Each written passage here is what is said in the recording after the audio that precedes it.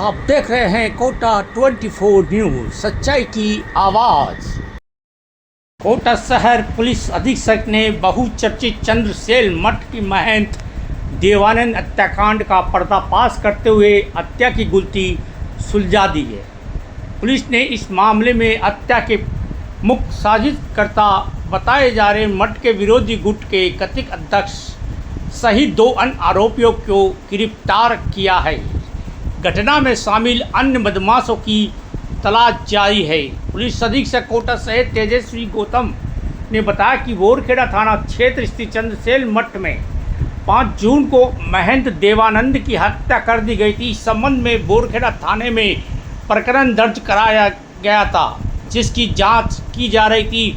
मामले की गंभीरता को देखते हुए कोटा शहर एसपी के निर्देश पर 2 अतिरिक्त पुलिस अधीक्षक, 3 डीवाईएसपी, 7 पुलिस निरीक्षक सहित करीब 100 अधिकारियों एवं कर्मचारियों की विशेष टीम गठित की गई। टीम की तकनीकी साक्ष्यों और सीसीटीवी फुटेज, मुखबिर तंत्र तथा गहन पूछताछ के आधार पर हत्या की साजिश का खुलासा किया। जांच में सामने आया महंत देवानंद की हत्या सुनियोजित तरीके से करवाई गई थी। पुलिस के अनुसार मठ के विरोधी गुट के कथित अध्यक्ष बदमाशों को सुपारी देकर वारदात का अंजाम दिलाया है। हत्या में शामिल मुख्य साजिशकर्ता सहित कुल 3 आरोपियों को गिरफ्तार किया गया है। घटना 5 जून की रात की उस समय सामने आई जब मठ के सेवक व अन्य लोगों ने महंत देवानंद को गंभीर रूप से घायल अवस्था में पाया। उन्हें तत्काल उपचार के लिए अस्पताल ले जाया गया, जहां चिकित्सकों ने मृत घोषित कर दिया। इसके बाद पुलिस ने हत्या का मामला दर्ज कर जांच प्रारंभ की। पुलिस का कहना है कि इस मामले में फरार अन्य आरोपी की तलाश के लिए लगातार दबिश दी जा रही है। जल्दी ही उसे भी गिरफ्तार किया जाएगा। पुलिस जांच में सामने आया कि मठ के भीतर लंबे समय से वर्चस्व की गद्दी को लेकर विवाद चल रहा था। इसी विवाद को चलते विरोध गुट के कथित अध्यक्ष संतोष राय ने अपने सहयोगियों के साथ मिलकर महंत देवानंद की हत्या की साजिश रची। पुलिस के अनुसार संतोष राय, आदित्य वर्मा और साथी पुष्पेंद्र उर्फ प्रिंस को सुपारी देकर वारदात को अंजाम दिलाने की योजना बनाई। आरोपी ने कई दिनों तक मठ की गतिविधियों की देखी की और महंत की दिनचर्या पूरी जुटाई।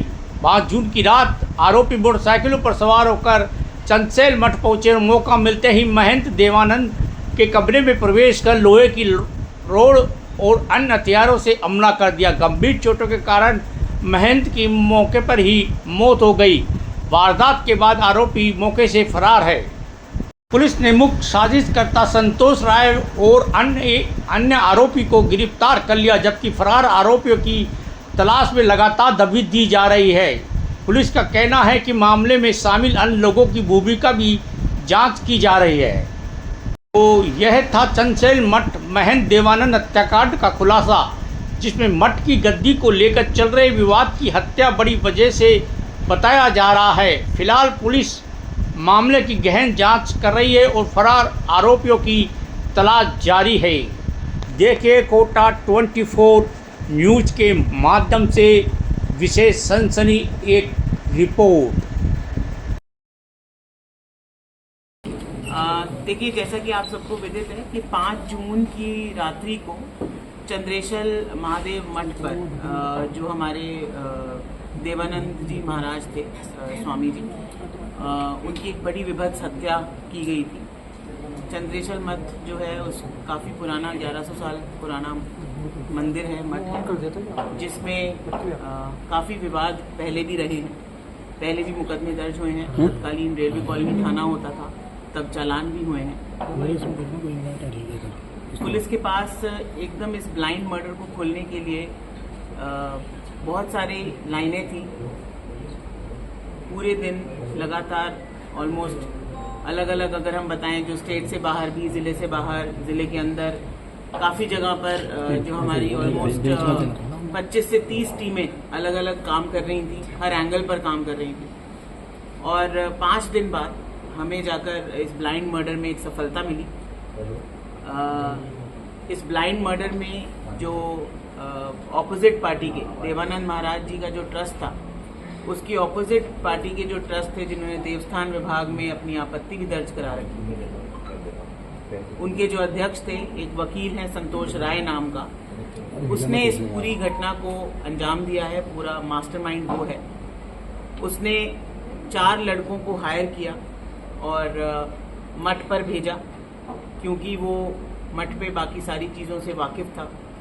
उसने 2-4 दिन पहले इन 4 लड़कों में से 2 लड़कों को दिन में ले जाकर पूरा मठ भी दिखाया, कौन कौन से रास्ते मठ की तरफ जाते हैं, कौन व्यक्ति किस रूम में सोता है।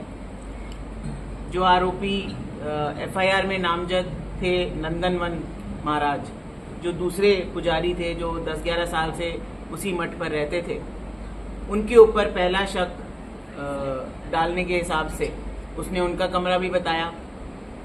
देवानंद महाराज जिस कमरे में सोते थे उनका कमरा भी दिखाया और अन्य जगहों पर भी पूरे मठ का उसने रेकी करवाई। उसके बाद ये 4 लड़के 2-2 मोटरसाइकिलों पे रात्रि में जाते हैं। एक व्यक्ति जो नंदनवन महाराज है उनका कमरा बंद कर देता है बाहर से और पहरा देता है, और बाकी 3 अंदर घुसकर देवानंद महाराज के साथ इस विभत्स हत्या को अंजाम देते हैं।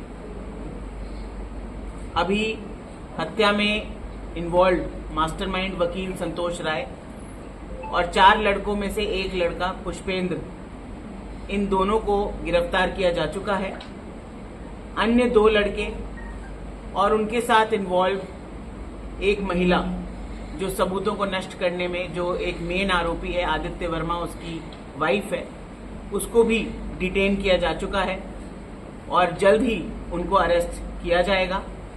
इस पूरे ब्लाइंड मर्डर का जो कोटा शहर पुलिस के लिए एक बहुत बड़ी चुनौती थी, उसका हमारी सारी टीम्स ने, हमारे दोनों एडिशनल एसपी मुकेश सांखला और सुभाष मिश्रा जी, हमारे सीओ साहब, सीओ 4, सीओ 5, सीओ 1 और हमारे तमाम एसएचओज की टीम, जिसमें SHO Borkheda, SHO railway colony, SHO विज्ञान नगर, एसएचओ कोतवाली, एसएचओ जवाहर नगर, इन सब की तमाम टीमों की मेहनत, हमारे एजीटीएफ के एक स्पेशल सब इंस्पेक्टर हैं प्रताप जी, हमारी पूरी साइबर टीम, हमारी पूरी डीएसटी, हमारे कांस्टेबल से लेकर एडिशनल एसपी तक, ये जो 5 दिन की 24 घंटे की मेहनत है वो इसमें कल्मिनेट हुई है कि हमने असली दोषियों को पकड़ लिया है और अन्य जो लोग हैं इसमें जो अभी डिटेन्ड हैं केवल, उनको हमारी टीम लेकर आ रही है और वो ट्रेन से भागने की कोशिश कर रहे थे, उनको डिटेन किया जा चुका है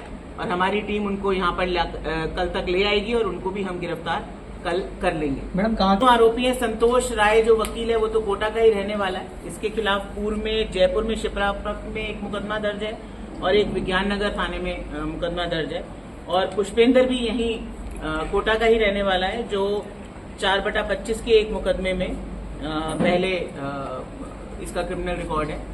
साथ ही ये जो मेन आरोपी है आदित्य वर्मा, जिसको 1 लाख रुपए की एक तरीके से सुपारी इस वकील ने दी थी, इसकी शादी इस वकील ने कराई थी, तो इसके ऊपर एक एहसान टाइप इस वकील का था। ये दोनों भाग के शादी की हुई है, इंटर रिलीजन मैरिज है, क्रिश्चियन लड़की से शादी की है, तो इसलिए इसको ऐसा लगता था कि मैं इस वकील के लिए कुछ करूं। वकील ने जब इसको कांटेक्ट किया तो पैसों के लालच में और इस चीज को इसने किया। वकील का सिंपल ये कहना है कि देवानंद महाराज जब से आए थे वो मठ के ऊपर जितनी भी जमीन मठ के नाम जो टेक्निकली है उसको खाली कराने के नाम पे या दान पेटी में जो भी चढ़ावा आता था वो ले जाने के नाम पे मठ से कुछ चंदा ले जा रहे थे, और उन्होंने काफी जगह कहा था कि मठ का असली मालिक हमारा ट्रस्ट है। उसको लेकर संतोष राय जो है उनसे ये एक तरीके से दुश्मनी रखता था, और उसने सोचा कि अगर देवानंद महाराज को रास्ते से हटा दिया जाएगा तो मैं इस मठ के ऊपर कब्जा कर लूंगा और कुछ जो देवस्थान विभाग से इस मठ की एक ओनरशिप लेकर जो इनका ट्रस्ट है, जिसमें संतोष राय अध्यक्ष था, ब्रिजमोहन जी इसमें कोषाध्यक्ष थे और नंदनवन जो इनका पुजारी था, इनका ये वाला जो ट्रस्ट है ये आगे बढ़ जाएगा।